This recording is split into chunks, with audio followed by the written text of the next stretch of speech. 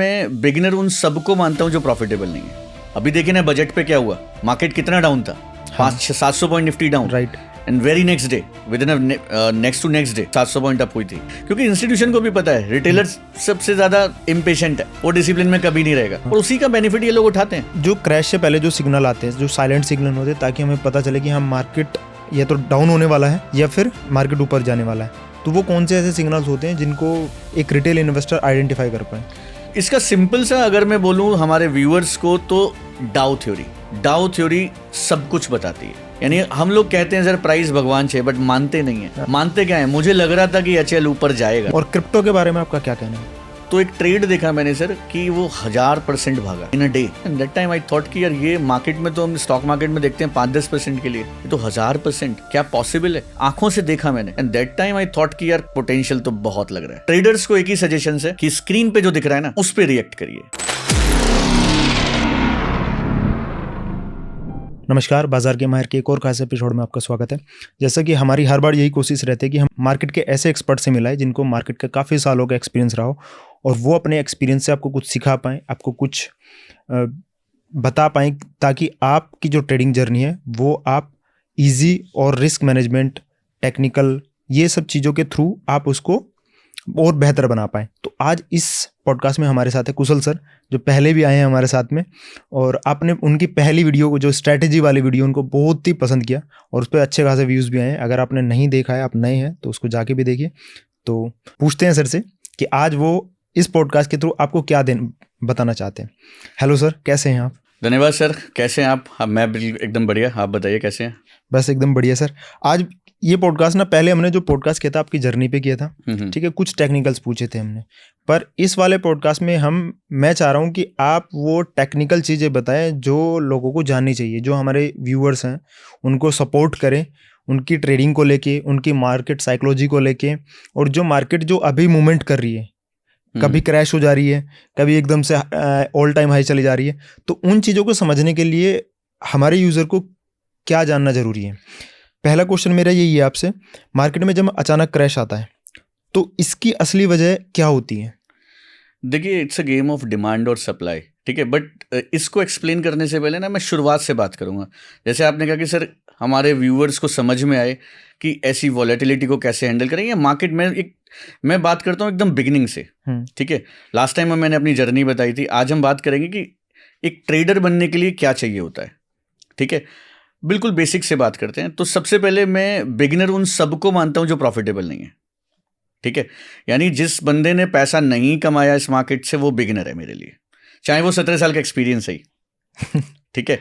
तो as a beginner क्या चाहिए? देखिए, एक चीज सबसे पहले समझनी है हर एक ट्रेडर को कि उसको सूट क्या करता है। क्या उसे इंट्राडे सूट करता है? सूट इन द सेंस कि उसकी प्रोफाइल कैसी है। अक्सर क्या करते हैं लोग कि ऑफिस गोइंग है और इंट्राडे करते हैं, ठीक है, जो कि पॉसिबल नहीं है। तो उसको पहले डिसाइड करना है कि वो किस तरह का ट्रेडर बनना चाहता है या है अभी, ठीक है। उसके बाद सबसे फिर अगला स्टेप आता है कि हाँ ठीक है, अभी मैंने डिसाइड कर लिया कि मैं इंट्राडे ट्रेडर बनूंगा, तो क्या आपके पास समय है इंट्राडे ट्रेडिंग के लिए? अगर समय है तो फिर इंट्राडे की बात करेंगे, फिर उस पर प्रैक्टिस करेंगे। फिर उसके लिए मुझे चाहिए होता है सबसे पहला step, that is a trading plan, ठीक है, जिस पे कोई बात नहीं करता है सर। यानी इस मार्केट से अगर पैसा कमाना है तो आपके पास एक ट्रेडिंग प्लान होना चाहिए, ठीक है। एक ट्रेडिंग प्लान है, और अगर आप उस प्लान को एग्जीक्यूट कर सकते हैं तो आप ट्रेडर बन सकते हैं, ठीक है। तो जब वो ट्रेडिंग प्लान होगा ना, तो इस तरह की जितनी भी वॉलेटिलिटी ना, जो आपने क्वेश्चन पूछा कि अभी मार्केट इतना क्रैश किया, मार्केट ऊपर गया, एक ट्रेडर को अगर उसका ट्रेडिंग प्लान है तो उसको कोई फर्क नहीं पड़ता, वो सारी वॉलेटिलिटी झेल जाएगा। ये जो क्रैश होते हैं, जो फास्ट मूवमेंट होते हैं, वॉलेटिलिटी होती है, ये रिटेलर्स की वजह से होती है या इंस्टीट्यूशन उनको क्रिएट करते हैं मैनिपुलेशन के लिए? देखिए, इट्स सब डिमांड और सप्लाई का गेम है। मार्केट पूरा डिमांड और सप्लाई का गेम है। इस पूरे को अगर मैं एक्सप्लेन करता हूं आपको बहुत ही आसान शब्दों में, ठीक है सर। आप मुझे ये बताइए कि एक इंस्टीट्यूशन, मैं इंस्टीट्यूशन हूं मान लेता हूं, मुझे पैसा बनाना है, तो मैं सबसे पहले क्या करूंगा? मैं इंस्टीट्यूशन हूं, मैं 1000-10,000 करोड़ रुपए लेके बैठा हूं। What should I do? मुझे क्या करना चाहिए? डिमांड क्रिएट करनी चाहिए। डिमांड क्रिएट करनी, पर डिमांड क्रिएट करने से पहले मेरे पास होना चाहिए ना माल। तो पहले मुझे माल इकट्ठा करना पड़ेगा। देखिए ये पूरा का पूरा ना एक सिस्टम है। सिस्टम क्या है, इतना मैंने समझा दिया कि it's a game of demand और सप्लाई। अब मुझे डिमांड क्रिएट करनी है, बट डिमांड से पहले मेरे पास सामान होना चाहिए, माल होना चाहिए, स्टॉक होने चाहिए। हाँ तो मैं क्या करूंगा, मुझे पहले ये पता होना चाहिए कि इस पर्टिकुलर स्टॉक में एक न्यूज़ आने वाली है। अभी वो कैसे पता पड़ती है वो उसमें डीप में नहीं जाऊंगा, बट अगर मुझे पता है कि इस पर्टिकुलर स्टॉक में न्यूज़ आने वाली है, जैसे एग्जांपल ले लेते हैं, HCL अभी उनका जो प्रोजेक्ट था एमका प्रोजेक्ट, उसे आउट कर दिया, ठीक है, और आज HCL 6% डाउन है। तो ये कहीं ना कहीं किसी ना किसी को अंदाजा होगा, कहीं ना कहीं ये न्यूज़ होगी, और उससे पहले उस इंस्टीट्यूशन ने HCL में पोजीशंस बनाई होंगी, ठीक है। सेलिंग की पोजीशन। अब ये पोजीशंस, ये प्रोसेस कैसे चलती है, मैंने पता लग गया कि भाई फलाना स्टॉक में न्यूज़ आने वाली है इतने टाइम में, मैं उस स्टॉक को एक्यूमुलेट करना शुरू कर दूंगा एज ए इंस्टीट्यूशन, क्योंकि मुझे पता है कि 10 दिन बाद ये मार्केट में न्यूज़ आने वाली है। धीरे धीरे एक्यूमुलेट करूंगा।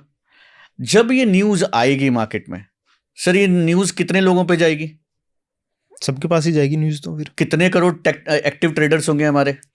1 करोड़ तो है ही अभी। सर नहीं, कम से कम 24 1 करोड़ तो ट्रेडिंग अकाउंट है, और कम से कम 7 से 8 करोड़ एक्टिव ट्रेडर्स हैं। इन सब पे जाएगी ये न्यूज़। हाँ सर कोई ना कोई तो बाई करेगा, राइट। जब ये लोग बाई करते हैं एग्रेसिवली, तब मार्केट चढ़ती है, और तभी मार्केट गिरती है जब एग्रेसिवली रिटेल पार्टिसिपेंट होता है, ठीक है। तो अच्छा, ऐसा बिल्कुल भी नहीं है कि इंस्टीट्यूशन पार्टिसिपेट नहीं करता है, इंस्टीट्यूशन पार्टिसिपेशन भी होती है, but most of the time जब मार्केट में बड़े मूव्स आते हैं वो रिटेलर के पार्टिसिपेशन के साथ ही आते हैं। अच्छा, जो ये न्यूज़ पे बताते हैं, कोई भी न्यूज़ जब भी आती है, जैसे आपने HCL का बताया अभी, तो ये न्यूज़ जो बताते हैं वो सही होती हैं या फिर बनी बनाई कुछ चीज़ें होती हैं? सर देखिए, न्यूज़ क्रिएट की जाती हैं। अभी हो सकता है HCL को वापस से पता लगे कि वापस से कहीं से और से एंट्री मिल गई, तो न्यूज़ तो क्रिएट की जाती है सर। अभी देखिए ना, बजट पे क्या हुआ, मार्केट कितना डाउन था, 500-700 point Nifty down, right. And very next day, within next to next day 1000-1200 point gift Nifty up. Nifty तो आई थिंक 700 पॉइंट अप हुई थी। हाँ। तो सर ये क्या कोइंसिडेंस है कि सेम डे नेक्स्ट डे? नहीं, कोइंसिडेंस तो हो ही नहीं सकता। कुछ ना कुछ तो चल रहा है, कुछ ना कुछ तो चल रहा है पीछे, पर्दे के पीछे कुछ और ही पिक्चर होती है। तो रिटेलर की पता है सबसे बड़ी लड़ाई किससे है? इन सबसे, इंस्टीट्यूशन से, ठीक है। तो रिटेलर को बहुत ही सिस्टमेटिकली ट्रेड करनी चाहिए, क्योंकि सर अगर आप डिसिप्लिन में ना तो सबको हरा सकते हैं, अगर आप डिसिप्लिन ट्रेड, क्योंकि इंस्टीट्यूशन को भी पता है रिटेलर सबसे ज्यादा इम्पेशेंट है, वो डिसिप्लिन में कभी नहीं रहेगा। हाँ। और उसी का बेनिफिट ये लोग उठाते हैं। तो अगर आप डिसिप्लिन ट्रेडर बन जाए फिर देखिए। ठीक है, जो क्रैश से पहले जो सिग्नल आते हैं, जो साइलेंट सिग्नल होते हैं, ताकि हमें पता चले कि हम मार्केट या तो डाउन होने वाला है या फिर मार्केट ऊपर जाने वाला है, तो वो कौन से ऐसे सिग्नल्स होते हैं जिनको एक रिटेल इन्वेस्टर आइडेंटिफाई कर पाए? देखिए, ऐसे अगर सिग्नल की बात करोगे तो यहाँ कोई हम इंडिकेटर तो बताएंगे नहीं, ना कोई इंडिकेटर मैं यूज़ करता पर्सनली। एक सिंपल सा लॉजिक है सर, गंगा रिवर है हमारी, होली रिवर है, ठीक है। जिस डायरेक्शन में पानी बह रहा है उस डायरेक्शन में चलते रहिए बस, ठीक है, और आप डेस्टिनेशन पे आसानी से पहुंच जाएंगे। अगर उसमें कोई नाव चलाता है तो अपोजिट डायरेक्शन में नहीं जा सकता। हाँ। अगर आप सही डायरेक्शन में चलेंगे तो डेस्टिनेशन पे पहुंच जाएंगे। तो ऐसे ही मार्केट है, मार्केट क्रैश करने से पहले बताती है। इसका सिंपल सा अगर मैं बोलूं हमारे व्यूअर्स को, तो डाउ थ्योरी सब कुछ बताती है। तो डाउ थ्योरी फॉलो करना सीखिए, फिर देखिए अपने आप उस डायरेक्शन में आप चलना सीख जाएंगे। मार्केट बताता है कि हाँ ये नीचे जाने वाला है। अब डाउ थ्योरी वो एक छोटे टाइम फ्रेम पे भी यूज किया जा सकता है और एक बड़े टाइम फ्रेम पे भी यूज किया जा सकता है। तो सर जैसे मार्केट जब चढ़ती है, बुल रन में आती है, तो उस टाइम पे सब लोग एक्सपर्ट हो जाते हैं। ठीक है, सब लोग एक्सपर्ट बन के दिखाते हैं कि मैं मार्केट का एक्सपर्ट है, देखो मैंने बताया था और मार्केट ऐसे ही चल रही है। बट क्रैश के टाइम पे वो सब गायब हो जाते हैं। देखिए सर, मैं 19 साल मुझे हो गए, ठीक है, और मैंने तो ऐसे रंग बदलते देखे हैं कि कल बाई करा रहे थे और आज सेल हो गए, ठीक है। अच्छा, जब इस तरह की मार्केट होती है ना ट्रेंडी, तो यार देखो कोई भी पैसे बना लेगा, ठीक है। एक तरफ मार्केट चल रही है तो आप बाई कर लीजिए। मेन कंसेप्ट क्या है पता है? भागती हुई ट्रेन सीधे सीधे भाग रही है, आप चढ़ जाइए, आपको मंजिल तक पहुंच जाएंगे, राइट। बट जब मार्केट साइडवेज हो जाती है या मार्केट थोड़ा स्ट्रक्चर में एक रेंज में फंस जाती है, तो ये सब बदल जाते हैं। यार बहुत ही सिंपल सा तरीका है, ठीक है, बहुत ही सिंपल मैं रखता हूं। मैं कभी मार्केट को प्रेडिक्ट नहीं करता हूं, ठीक है। तो ये जो लोग कहते हैं कि जो फटाफट से रंग बदल देते हैं, तो उनके लिए सिंपल सा है कि भैया मार्केट को आप प्रिडिक्ट मत करिए, मार्केट को फॉलो करिए, ठीक है। आप अगर मार्केट पॉजिटिव है तो पॉजिटिव रखिए, पॉजिटिव ट्रेंड की साइड जाइए, नेगेटिव और वो होते हुए दिखेगा, वो होते हुए दिखता है। तो बुल मार्केट में तो क्या है ना, कोई भी हीरो बन जाता है, ठीक है, या बियर मार्केट है, गिरती हुई मार्केट है, कोई भी हीरो बन जाता है। अच्छा, एक्चुअली ये चीज कब और ज्यादा होती है, आपने देखा होगा सर कि मार्केट भाग गई, अब बिल में से लोग निकल के आते हैं, हाँ, देखो मैंने बोला था, देखो मैंने बोला था, देखो मैंने बोला था। वो वही टाइम आते हैं, वो सर वही वाला खेल है कि आप आंख बंद कर लीजिए और एक निफ्टी का डेली चार्ट लगाइए या बैंक निफ्टी का डेली चार्ट लगाइए और भर भर के लाइन लगा दीजिए उस पर, ठीक है, और फिर आंखें खोलिए और उस 5 मिनट में कर दीजिए, उसको टाइम फ्रेम 5 मिनट कर दीजिए और फिर देखिएगा तो फिर क्या लगेगा सर आपको कि कहीं गैन से रिवर्स हो रही है, कहीं कैमरिला से रिवर्स हो रही है, कहीं पिवट पॉइंट से सपोर्ट ले रही है।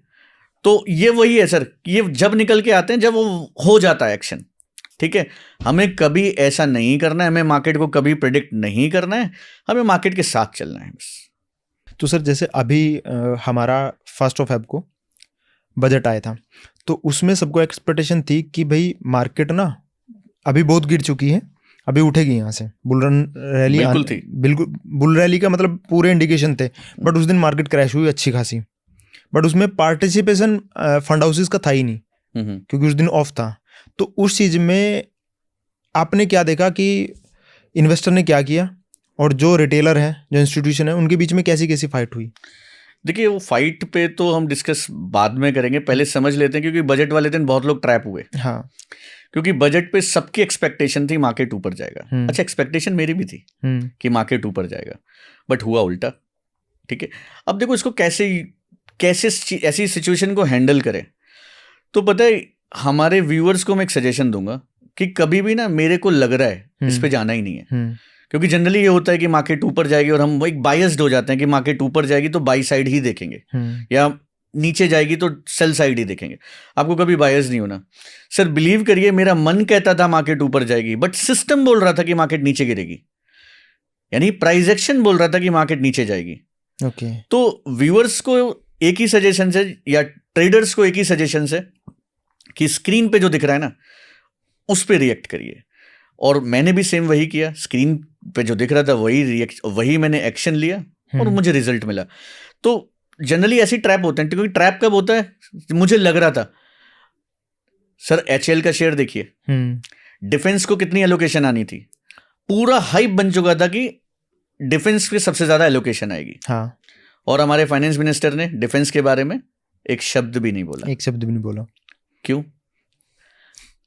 बाद में पता पड़ रहा है, बजट खत्म हो गई, पूरी स्पीच खत्म हो गई, उसके बाद पता पड़ रहा है कि डिफेंस में सबसे ज्यादा एलोकेशन है। सर मार्केट टाइम में छुपाया क्यों?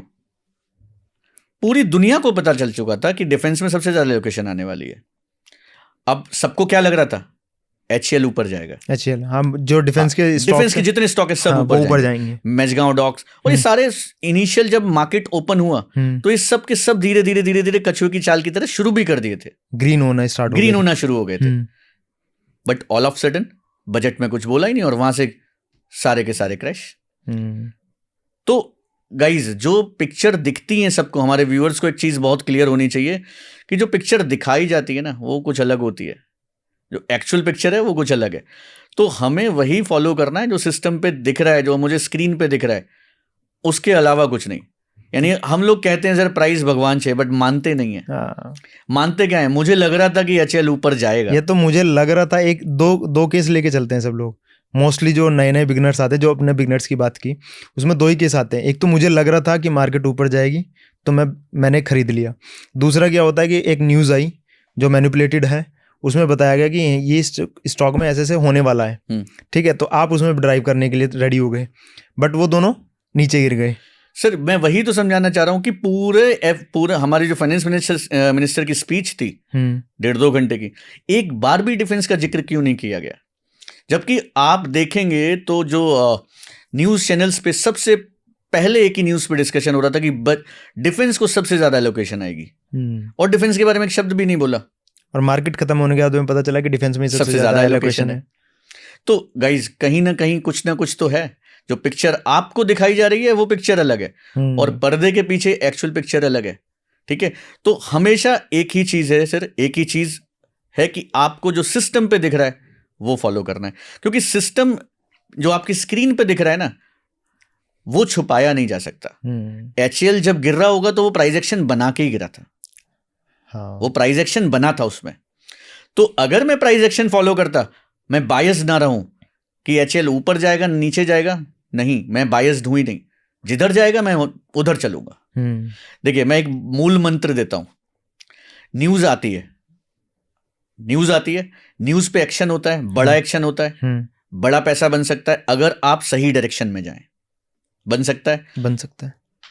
अब हम न्यूज के हिसाब से काम करते हैं, आपको न्यूज के हिसाब से काम ही नहीं करना। आपको क्या करना है, न्यूज तो देखनी है बट स्क्रीन पे जो स्टॉक में चल रहा है, यानी जो प्राइस एक्शन हो रहा है उसके हिसाब से एक्शन लेना है। देखिए कैसे ट्रेडर की जिंदगी चेंज होती है कि HCL में अगर आप प्राइस एक्शन देखते तो सर 5-6% क्रैश किया था, वो पूरा मूव कैप्चर होता। हाँ। इवन निफ्टी की बात करें हम तो सेल का प्राइस एक्शन था और 700 पॉइंट गिरी। तो सिनेरियो तो ऐसे बनाए गए थे ना कि मार्केट अप जाएगी, बट हुआ उल्टा। तो स्क्रीन पे जो दिख रहा है ना वही भाव भगवान से सामने जो दिख रहा है मैं उसी को फॉलो करूंगा, तब तो जीत है इस मार्केट में, अदरवाइज नहीं है। अच्छा, अभी जो मतलब बहुत टाइम से ये भी हो रहा है ना कि ऑप्शन ट्रेडिंग का वॉल्यूम गिरता जा रहा है, तो ऑप्शन ट्रेडिंग वाले को क्या करना चाहिए ऐसी मार्केट में? देखिए एक्चुअली इसमें गलतियां ना बहुत सारे इन्फ्लुएंसर्स की भी है। 5,000 से 5 करोड़ बनाइए, इस तरह के एडवर्टीजमेंट देखे हैं मैंने, यूट्यूब पे वीडियोस तक देखी हैं। वो प्लान लेके आते हैं 5,000 50,000 से 5 करोड़, मैंने 10 बार बना दिए, मैंने 20 बार बना दिए। ये देखिए ये पॉसिबल नहीं है। और ऑप्शंस क्यों इंट्रोड्यूस किए थे? ऑप्शंस सर हेजिंग के लिए इंट्रोड्यूस किए गए थे, ना कि ट्रेडिंग के लिए। रेगुलर ट्रेडिंग में इसको यूज करना शुरू कर दिया। देखिए इंडेक्स में लोग काम करते थे, बैंक निफ्टी में, अभी तो बैंक निफ्टी खत्म नहीं, लगभग ऑप्शंस तो है ही नहीं उसमें वॉल्यूम। निफ्टी में है अभी, बट निफ्टी आप देखें ना कितने दिन, महीने में कितने दिन मूव करेगी? 4 दिन, 5 दिन। हाँ। और ऑप्शन ट्रेडर क्या करता है? हर दिन। तो वो तो लॉस करेगा ही करेगा। तो या तो आप इतने एक्सपर्ट हो कि वो डेज फाइंड आउट करो कि आज बड़ा मोमेंटम है, तब तो आप वो 4 दिन 5 दिन ऑप्शंस कर सकते हैं।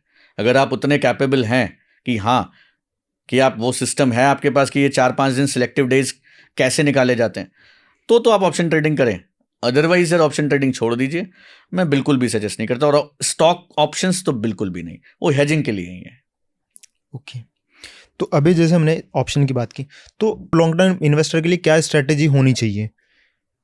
देखिए लॉन्ग टर्म इन्वेस्टर के लिए ना बहुत ही सिंपल स्ट्रैटेजी है। लॉन्ग टर्म इंडिया की इकोनॉमी पे भरोसा रखो भाई, बहुत बढ़िया आने वाले टाइम में ग्रोथ होने वाली है। GDP की अभी आने वाला डेटा आने वाला है और बहुत ही अच्छा डेटा आने वाला है। और अभी तो ट्रेड डील भी हो चुकी है, ठीक है। इफेक्टिवली सबसे पहले तो ट्रेड डील जो दुनिया के सबसे बेस्ट डील हुई है, सबसे कम हमारा है। हाँ। और 18% पे डील हुआ है और ये इफेक्टिवली मेरे ख्याल से 12-13% पे पड़ेगा, जो कि बहुत ही बेस्ट है। तो आने वाला जो मैं 1.5-2 साल से मैं रोके हुए था, जो ट्रेड डील परेशान हो रहा था, जो मार्केट एक रेंज में फंसा हुआ था ना, वो अब एक रेंज से निकलता हुआ दिखने लगेगा आने वाले टाइम में, ठीक है। तो इन्वेस्टर्स को तो भैया SIP करो, सबसे बेस्ट है, ठीक है। अगर आपको नॉलेज नहीं है तो SIPs करो, ठीक है। अगर SIPs नहीं कर सकते तो डायरेक्ट इक्विटी इन्वेस्टमेंट करो, ठीक है। और इक्विटी में डायरेक्ट SIP करो, एक पर्टिकुलर सेक्टर सिलेक्ट करो, ठीक है, और उस पर्टिकुलर सेक्टर में SIP करो, तो वो ज्यादा बेस्ट रहेगा।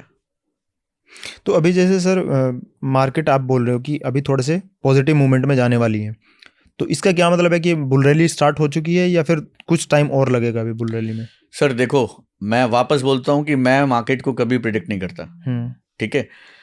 हम इतना श्योर हैं कि अगर बुल रैली आई तो 100% I will be the part of that rally, क्योंकि मार्केट को सर कोई प्रिडिक्ट नहीं कर सकता। हम क्या कर सकते हैं, हम सिस्टम फॉलो कर सकते हैं। तो मेरा तो सिंपल तरीका है कि जब भी मार्केट अप ट्रेंड बनाएगा मैं बाई करूंगा। मेरा सिस्टम है सर, डाउ थ्योरी बोलेगी अप ट्रेंड मैं बाई करूंगा, डाउ थ्योरी बोलेगी डाउन ट्रेंड मैं सेल करूंगा और हेज करके चलूंगा।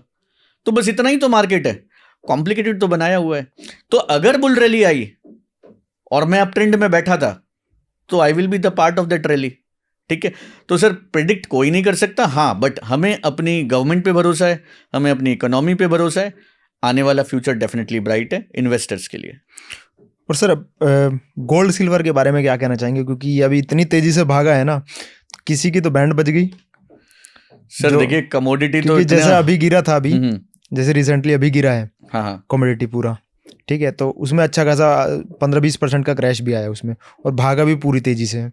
तो अब भी गोल्ड और सिल्वर में क्या लग रहा है आपको? सर देखिए ये हाईली वोलेटाइल कमोडिटीज हैं गोल्ड एंड सिल्वर, ठीक है। अभी लोग आप देखोगे जगह जगह कोई अभी भी बोलेगा कि 4 लाख जाएगा, 5 लाख जाएगा। अभी तो आई थिंक शायद वापस से यू टर्न ले लिया, वापस से अपसाइड के लिए वापस चलने शुरू कर दिया सिल्वर ने। आज भी 7% अप है। But believe me sir, in commodities में ट्रेडिंग करना हाईली रिस्की है, हाईली रिस्की है। तो मैं तो सजेशन देता हूँ भैया कि ऐसी कमोडिटी से दूर रहिए, ठीक है। सेफ ट्रेड करिए और इक्विटी में इन्वेस्टमेंट करिए, कमोडिटीज से दूरी बना के रखिए। एटलीस्ट कम से कम जब तक ये हाई वॉलेटिलिटी है तब तक दूरी बना के रखिए। हाँ, एक अच्छा लेवल मेरे से अगर बात करेंगे तो गोल्ड में इन्वेस्ट करने का टाइम कब है? 1,30,000 के नीचे आप गोल्ड के ETF में इन्वेस्ट कर सकते हैं। हाँ, धीरे धीरे अपने एक जैसे आपका कैपिटल अगर 1 लाख है, 1 लाख रुपए आपको इन्वेस्ट करने हैं, तो 4 पार्ट में डिवाइड कर लीजिए, हर 10-10 हज़ार पे नीचे इन्वेस्ट करते जाइए। ये कर सकते हैं, ये कर सकते हैं। और क्रिप्टो के बारे में आपका क्या कहना है? क्रिप्टो में मतलब क्या करना चाहिए आपके हिसाब से एक नए बिगिनर के लिए? क्रिप्टो में मैं खुद बिगिनर हूँ, और जब मैंने देखा, मेरी टीम ने मुझे इंसिस्ट किया कि सर क्रिप्टो देखिए एक बार, एक अमेजिंग चीज़ है, एक बार ट्राई तो करिए, देखिए। मैं कहा मैं देखूंगा तो फिर देखूंगा नहीं, फिर करूंगा ढंग से। सालों भर में, साल भर वो लोग बोलते रहे ठीक है ठीक है देखिए देखिए। फिर जब देखना शुरू किया तो एक ट्रेड देखा मैंने सर कि वो 1000% भागा, 1000% in a day, single day. And that time I thought कि यार ये मार्केट में तो हम स्टॉक मार्केट में देखते हैं 5-10% के लिए, ये तो 1000%, क्या पॉसिबल है? आंखों से देखा मैंने, and that time I thought कि यार पोटेंशियल तो बहुत लग रहा है। अभी इनिशियली लर्न करना शुरू किया है। प्राइस एक्शन तो सेम ही होगा, हाँ, प्राइस एक्शन तो सेम ही होगा। यस, वॉलेटिलिटी बहुत ज्यादा है, बहुत ज्यादा है। तो सीख रहा हूं धीरे धीरे। नए बिगिनर को अभी मैं सलाह बहुत ज्यादा नहीं दे पाऊंगा क्योंकि मैं खुद बिगिनर हूं इसमें, बट एक ही चीज कहूंगा कि अगर आप सीख रहे हैं तो बड़ा पैसा मत डालो। क्रिप्टो में बेस्ट पार्ट क्या है कि आप 5,000 रुपये भी डालोगे ना तो उसी से भी सीख सकता है, ठीक है। और हम बहुत सारी स्ट्रैटेजीज में टेस्टिंग में चल रही हैं हमारी, जो बहुत अच्छा रिजल्ट्स भी दे रही हैं। आने वाले टाइम में हम ये सिखाएंगे भी, ठीक है, अपने वेबिनार्स में ये सिखाएंगे भी। तो फ्यूचर लग रहा है कि यहाँ आने वाले टाइम में क्रिप्टो होगा। एक दो चीज़ पूछनी थी सर मुझे, जैसे जितने भी रिटेल इन्वेस्टर होते हैं वो हमेशा क्या काम करते हैं, टॉप पे बाई कर लेते हैं। जैसे मार्केट ऑल टाइम हाई चल रही है तो वहाँ पे जाकर बाई करने बैठ जाएंगे कि यहाँ से मैं बाइंग करना स्टार्ट करता हूँ क्योंकि मार्केट चल रही है, अब मुझे इस रैली का मुझे पार्ट बनना है। बट वहीं से मार्केट क्रैश होना स्टार्ट हो जाती है और वो उसको होल्ड करके बैठा रहता है, और वो तब तक होल्ड करके बैठा रहता है जब तक वो या तो वाइप आउट नहीं हो जाता या फिर ये लगे कि भाई अब तो निकलना ही पड़ेगा, या फिर उसको इमरजेंसी कैपिटल वाइप आउट नहीं हो जाती। हाँ, जब तक बैठे रहते हैं, जब तक बैठा रहेगा। FOMO sir, actually retail investor का सबसे बड़ा प्रॉब्लम ही है फोमो। फोमो, अगर उसको दिख रहा है ना सामने वाला पैसे कमा रहा है, मैं क्यों नहीं कमा पा रहा हूँ, मुझे भी कमाना है। क्योंकि सर इन्फ्लुएंसर्स इतने ज्यादा हो गए हैं, हर दिन अब तो आई थिंक शायद सेबी ने धीरे धीरे स्ट्रिक्ट कर दिया सारी चीजें, बट जो दिखता है ना वो एक्चुअल में होता नहीं, और उसी से इन्फ्लुएंस होके आजकल के जो बिगिनर्स हैं ना वो बड़ा लॉसेस कर लेते हैं। तो सिंपल, अच्छा टॉप पे जब हम बाय करते हैं तो मेरे पास क्या रिस्क है, या तो वो और ऊपर जाए या तो ऊपर जाए। अच्छा, वहां से क्रैश होने की प्रोबेबिलिटी क्या है? हाई है, क्योंकि आप ऑल टाइम हाई पे आप बाई कर रहे हो, या फिर किसी स्टॉक को 52 वीक हाई पे बाई कर रहे हो, या ऑल टाइम हाई पे, तो रिस्क ज्यादा है, बट लोग वहीं पे जाते हैं। अरे आपको सिंपल सा रूल फॉलो करना है कि आपको कभी भी हाई पे बाई नहीं करना।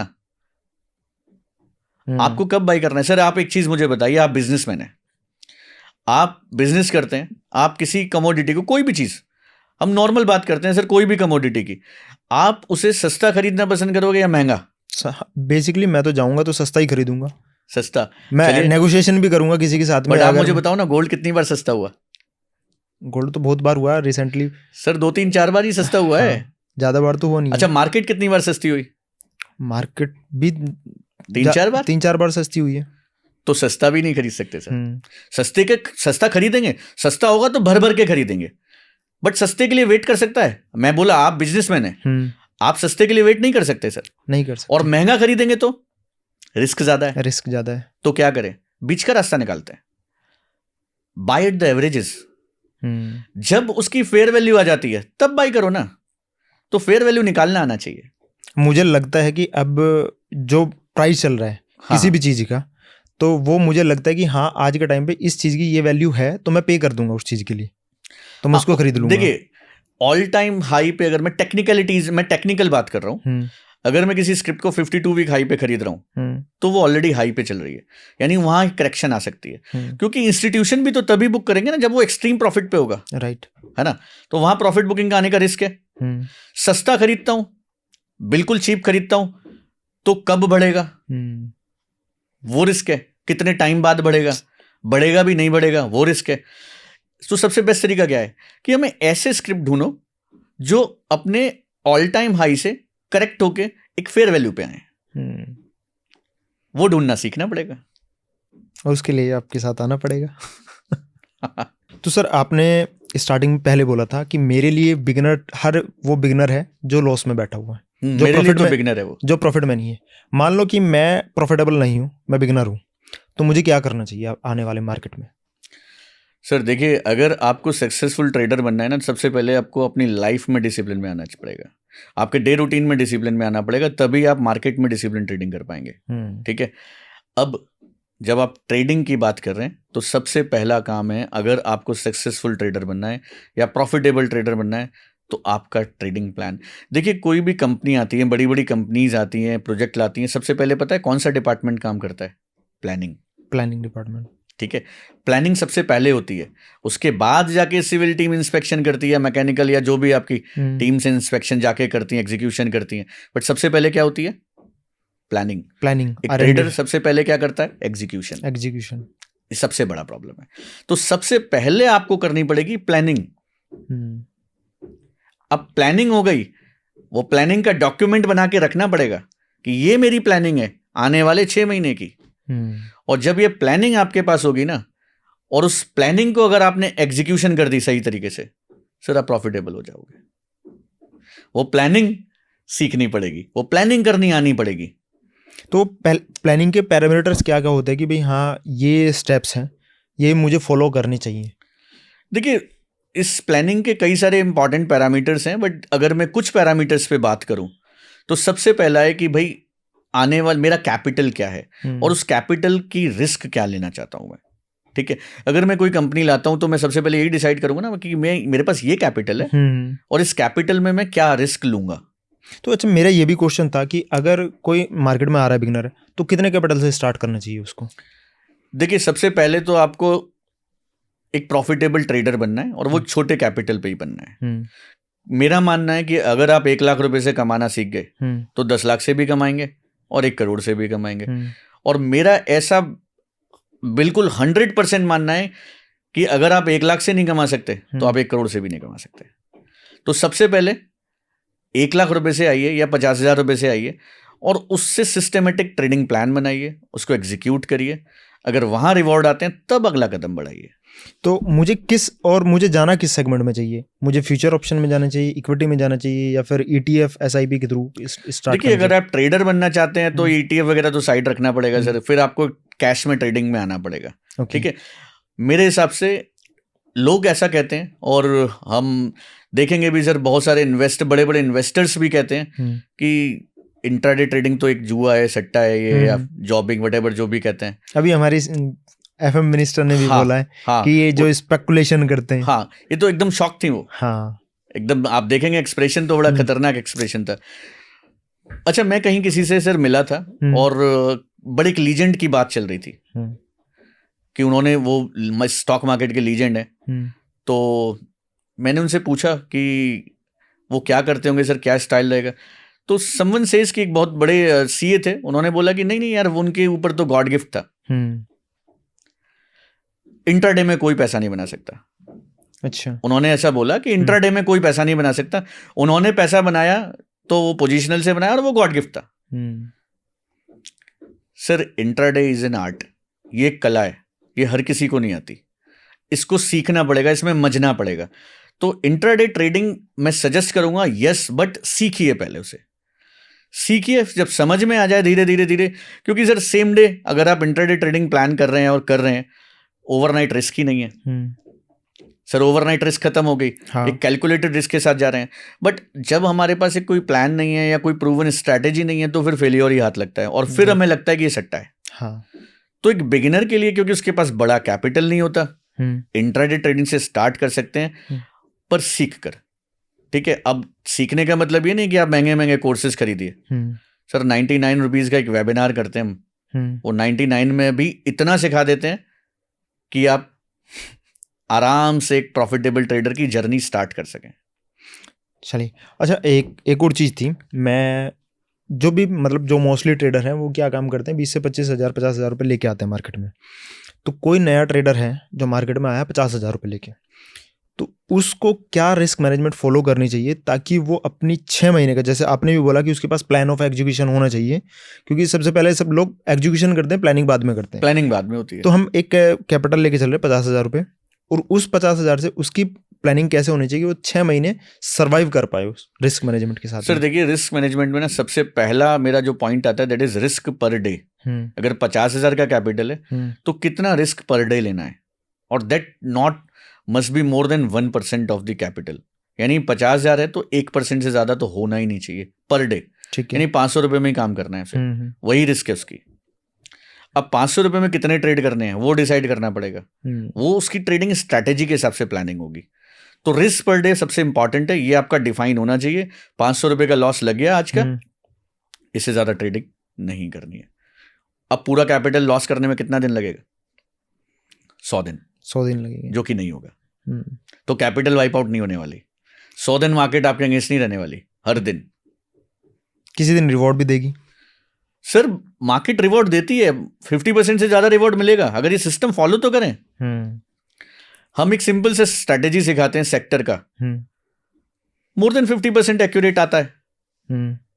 10 में से 5 दिन तो सेक्टर परफॉर्म करते हैं ना। हाँ। बस आपको रिस्क मैनेजमेंट करनी है, आपको अपने ट्रेड्स प्लान करने हैं। आप हमें कमेंट में बताइए कि आपको ये पॉडकास्ट कैसा लगा, ठीक है। और दूसरा, हम सर के साथ सर की बेस्ट स्ट्रेटेजी भी करेंगे। अगर आपने इसको अच्छे से सीखा, समझा और कमेंट करके बताया कि हाँ हमें कुशल सर के साथ और हमें कुशल सर के साथ में एक बेस्ट स्ट्रेटेजी लेके आनी चाहिए, ठीक है। तो ठीक है सर, मिलते हैं फिर नेक्स्ट वीडियो में। Thank you so much. धन्यवाद जी, धन्यवाद सर।